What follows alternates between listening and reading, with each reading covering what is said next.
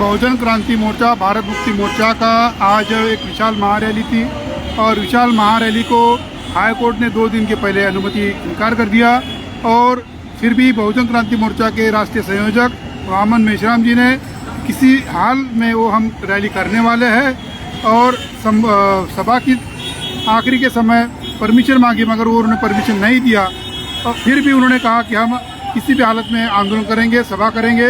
तो आज सुबह वामन मेश्राम जी को गिरफ्तार किया गया और संवैधानिक तरीके से गिरफ्तार किया गया। तो इसके खिलाफ जो पूरे देश से आए हुए कार्यकर्ता आपसे बात करेंगे। क्या कहाँ से आए सर आप? मेरा नाम दासराम नायक, बहुजन क्रांति मोर्चा में तेलंगाना आंध्र प्रदेश से हूँ। बहुत साथियों तेलंगाना, आंध्र प्रदेश, तमिलनाडु, केरला से, कर्नाटक से, साउथ इंडिया से हम लोग बहुत बड़े से आया है। यहाँ हाईकोर्ट का और पुलिस प्रशासन का कहना है कि ये लोग दीक्षा भूमि के लिए आए थे, तो क्या बात सच है?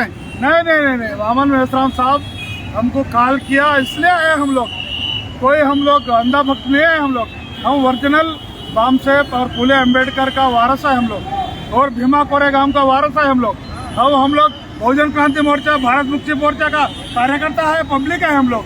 हम कोई डरपुक लोग नहीं है। हम जान देने को आए लोग। हम शांतिपूर्वक से संविधान धारा पर रेख कर हम आंदोलन कर रहे और आरएसएस का ऑफिस घेराव करने को आए हम लोग।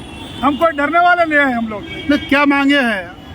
देखो भाई, आरएसएस वाले, बीजेपी वाले हमारा बहुजन लोग को तोड़ फोड़ कर रहे और एससी में झगड़ा डाल रहे, एसटी में झगड़ा डाल रहे, ओबीसी का जनगणना नहीं कर रहे, ओबीसी का आरक्षण नहीं दे रहे, शेड्यूल ट्राइब पे अत्याचार अन्याय हो रहा, आदिवासियों पे अत्याचार अन्याय हो रहा, आदिवासी को 5th शेड्यूल अमल नहीं कर रहे और आदिवासी का जंगल में लोहा, सोना, खीरा पूरा खींच रहे, आदिवासी को जमीन से बाहर खेदड़ रहे, शेड्यूल कास्ट पे अत्याचार अन्याचार कर रहे, ओबीसी को परेशान कर रहे और मुसलमान भाई को परेशान कर रहे। इसलिए हम लोग इकट्ठा हो रहे और आरएसएस, बीजेपी उसका हाथ में है। नहीं, ये आरएसएस के कार्यालय पे घेराव करना ये असंवैधानिक है।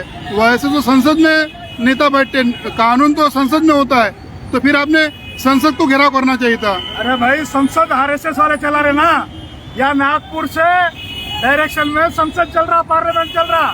पार्लियामेंट में बैठे सौ लोग पागल है, दीवाने हैं, उसको चलाने वाले आरएसएस वाले हैं। नागपुर से प्लान करते हैं, नागपुर से प्राइम मिनिस्टर कौन होना, एमपी कौन बनना, पार्लियामेंट में कौन सा बात चर्चा होना, पूरा आरएसएस हेडक्वार्टर में तय होता। ये पूरा कांग्रेस और बीजेपी के चलाने वाले आरएसएस वाले। हम लोग जड़ को पकड़ रहे हैं। आरएसएस को हम घेराव करेंगे। आरएसएस इंटरनेशनल टेररिस्ट ऑर्गेनाइजेशन है, वो आतंकवादी है, वो तीव्रवादी है, उसको बैन करना है।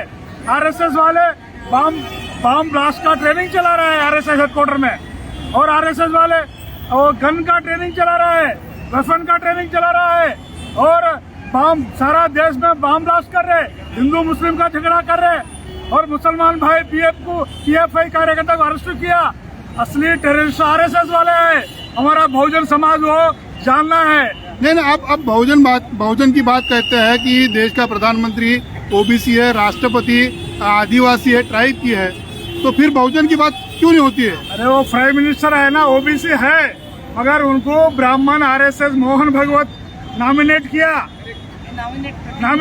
क्यों? ब्राह्मण सामने आया तो वोट नहीं मिलता, चुनाव नहीं होता, इसलिए वो वाचडाग है, ब्राह्मण का वाचडाग है और बहुजन लोग वोट नहीं डाले। इलेक्ट्रॉनिक वोटिंग मशीन में गड़बड़ करके, घोटाला करके ये आरएसएस और इलेक्ट्रॉनिक और चुनाव संगठन मिलजुल के घोटाला करके, वोट चोरी करके मोदी को जिताए। वो कोई वोट से नहीं जीता हो। बाबा साहेब अम्बेडकर हमको संविधान के ऐसे वोट दिया, वोट को खत्म कर रहे हैं लोग।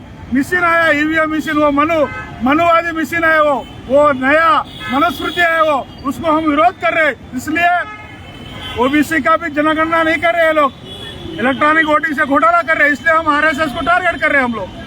वो मोदी का कुछ भी नहीं है, वो पुतला है, वो नॉमिनेटेड है। पूरा नागपुर हेडक्वार्टर से चलता सरकार, पार्लियामेंट चलता, इसलिए हम हमारा हक अधिकार और संविधान का विरोध में बीजेपी डिसीजन ले रहा, संविधान बदलाने का कोशिश कर रहा, वो पूरा आरएसएस हेडक्वार्टर से प्लान हो रहा। इसलिए हम आरएसएस का हेडक्वार्टर घेराव का प्लान किया। आज लाखों संख्या आया, 33 स्टेट से आया, साउथ इंडिया से हम लोग भी आए। हम लोग कोई डरने वाले नहीं है और मेश्राम सर को अर्जेंट रिलीज करना है और आरएसएस को हम नहीं छोड़ेंगे और आरएसएस वाले नहीं छोड़ेंगे ना। 30 स्टेट में 30 स्टेट में आपका कार्यकर्ता, आपका ऑफिस हम घेराव करेंगे, आपको आपका संगठन नहीं चलने देंगे। हम कोई डरने वाले नहीं है। हम लोग भीमा कोरे गांव का वारस है। हम लोग फूले अम्बेडकर साहब का वारस है, विरासत है। हम लोग संविधान हमारा पक्ष में है।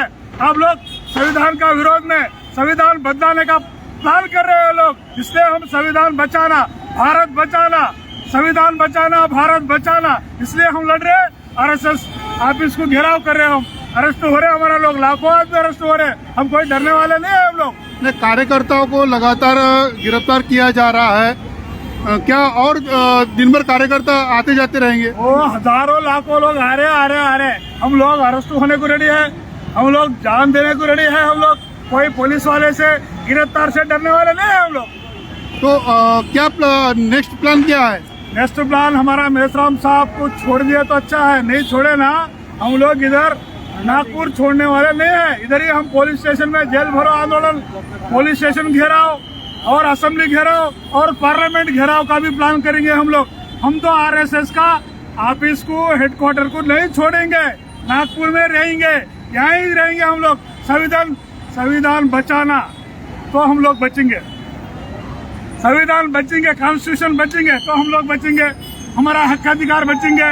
हमारा बच्चे को SC ST बच्चे को नौकरी नहीं मिल रहा, हमको रिजर्वेशन खत्म कर दे रहा ब्राह्मण लोग।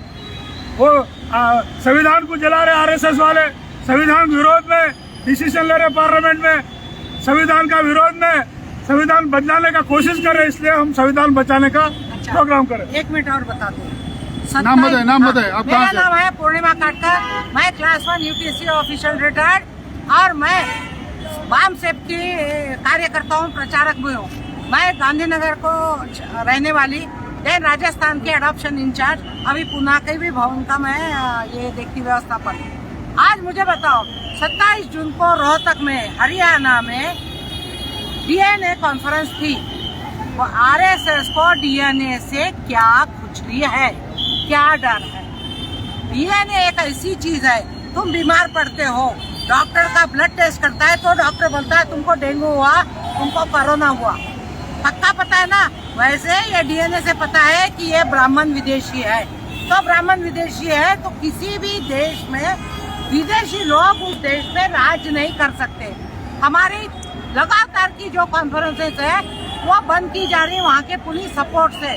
तो हमने सोचा, साहब ने सोचा, क्यों भाई उनके बच्चों को पकड़े, बाप को नहीं पकड़े, इसलिए नागपुर में आए।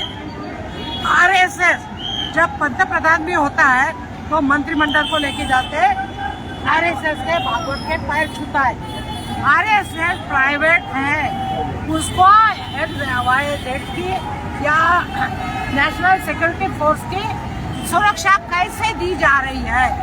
हम लोग भी तो, हमारा संगठन है, हमको सुरक्षा नहीं, पुलिस प्राइवेट की गाड़ियां ला रहे हैं और हमारे लोगों को डिटेन कर रहे हैं। 10:30 बजे से मैं हूँ वहाँ ग्राउंड में, पुलिस ने मुझे डिटेन करने के लिए बोला। मैंने बोला पुलिस मेरे को नीली गाड़ी चाहिए, ये गाड़ी में मैं नहीं जाऊंगी, और भाई लेडी पुलिस ही है। तो उन्होंने जब तक के बात की, पता चल गया कि वहाँ लोग नहीं है, इसलिए वहाँ से यहाँ पर आए। तो ये मॉब इतना देखने के बाद आज शाम तक के हमने लोगों ने डटे रहना है। जब साहब को डिटेन किया है तो छोड़ना ही पड़ेगा, उनके बाप को छोड़ना पड़ेगा, तब जाके दिखाएंगे हमारी असली ताकत क्या है। समझ गए? ताकत हमारे में है। हमारे साथ तेलंगाना से आई हुई महिला है। क्या नाम है मैडम आपका? मेरा नाम शांति नायक है। क्या कहना है, ये आज का जो बड़े पैमाने पे प्रोटेस्ट चल रहा है, कार्यकर्ता को अरेस्ट किया जा रहा है, ये ऐसा क्यों हो रहा है?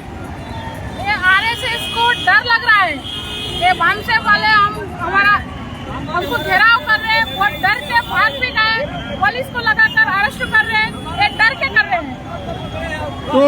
तो क्या वामन मेश्राम साहब का क्या प्लान होगा आने वाले समय में? आपको कोई जानकारी है आंदोलन के बारे में? जानकारी नहीं है। क्या नाम है आपका सर? मैं इंजीनियर DP सिंह। कहाँ से आप? मैं UP सहारनपुर से आया हूँ और बहुजन मुक्ति पार्टी का राष्ट्रीय महासचिव। और मैं क्लास 1 पद से रिटायर्ड हुआ 2020 में। और यहाँ प्रोटेस्ट में आए हैं माननीय वामन मेश्राम साहब के द्वारा जो कॉल किया गया था, ये इसलिए हम यहाँ पर आए। देखिए आर्टिकल 19 में विचारों की अभिव्यक्ति, संगठन बनाना, रैली करना, कार्यक्रम करना, सम्मेलन करना, ये संवैधानिक अधिकार है। ये संवैधानिक अधिकार है। इस संवैधानिक अधिकार का हनन करने का कार्य किया जा रहा है। 27 जून 2022 को इन्होंने रोहतक में हमारा कार्यक्रम होने वाला था, उसको इन्होंने परमिशन को निरस्त किया। 31 अगस्त को हमारा राज्य अधिवेशन कानपुर में होने वाला था, उसको इन्होंने निरस्त कराने का काम किया।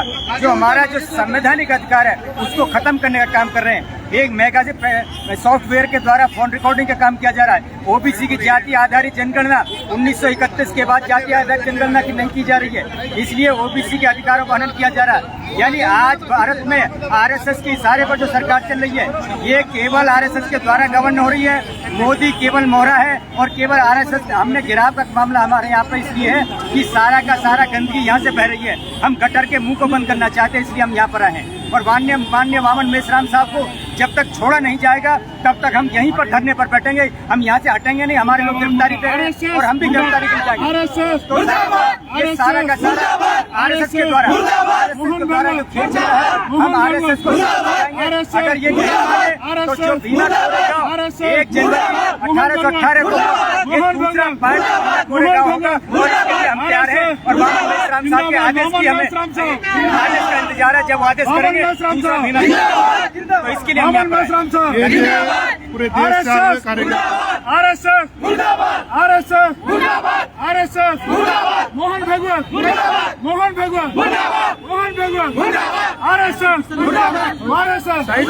आरएसएस वामन मेश्राम साहब तुम आगे बढ़ो, तुम आगे बढ़ो।